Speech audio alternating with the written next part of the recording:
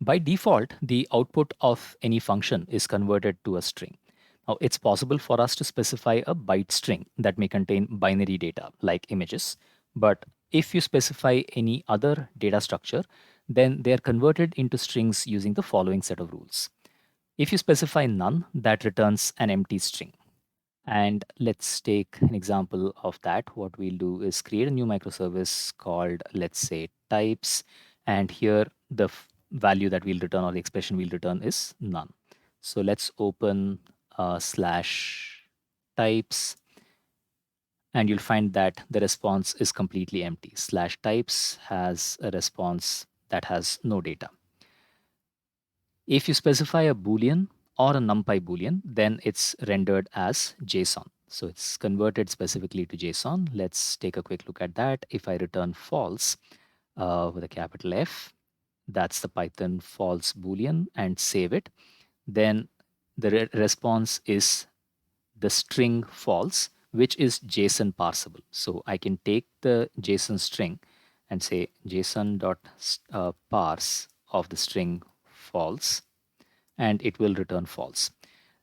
What Gramex does is by default tries to make everything JSON parsable.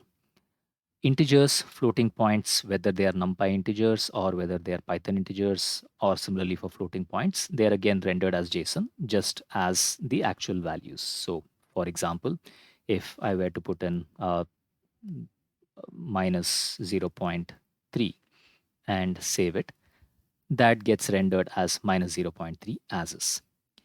Dates and NumPy datetimes are rendered in the ISO format, which is easy to parse in JavaScript. So let's take an example.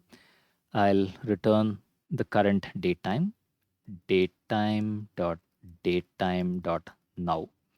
Let's run that. And that returns a string which has the year, month, date, and so on.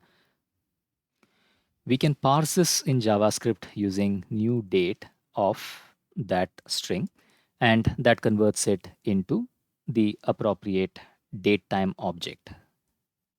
And then I can use date dot get date and all of the other JavaScript operations.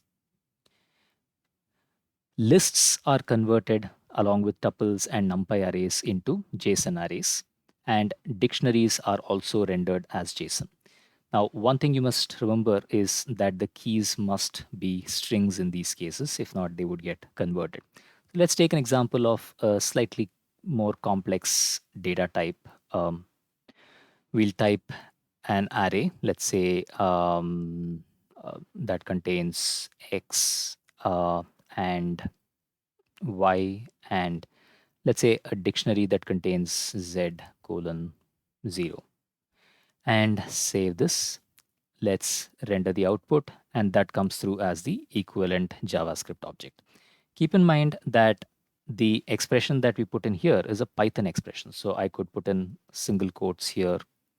I could put in values, let's say 3 plus 5, and save it.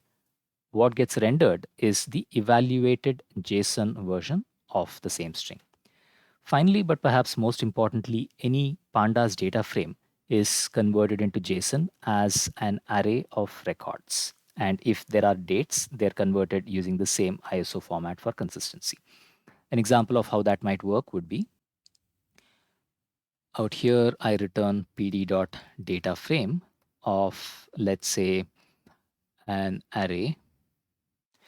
A correction, this should actually be called pandas because PD is not the name of the library. We just import it as PD, but by default, we tell Gramex that it's from pandas, a data frame, which contains, let's say, x colon 5, y colon 5, and another row, let's say, x colon 3 and y colon 3, 4, fine.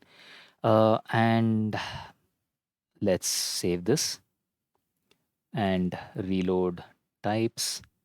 So that's converted this object into JSON. And if we add more rows, more columns, give it names, any other operation that we perform on data frames and return them, that will get converted into JSON in exactly the same kind of structure. That is an array of objects. Let's transpose this and see what happens. So you'll notice that the keys became 0, 1, and that's because these are now the row indices. We have effectively flipped the matrix, and the values that are coming through do not capture the row indices, but only the column indices. So with that, you have a sense of the ways in which different data types are automatically converted into something that is almost always JSON compatible before being rendered to the web.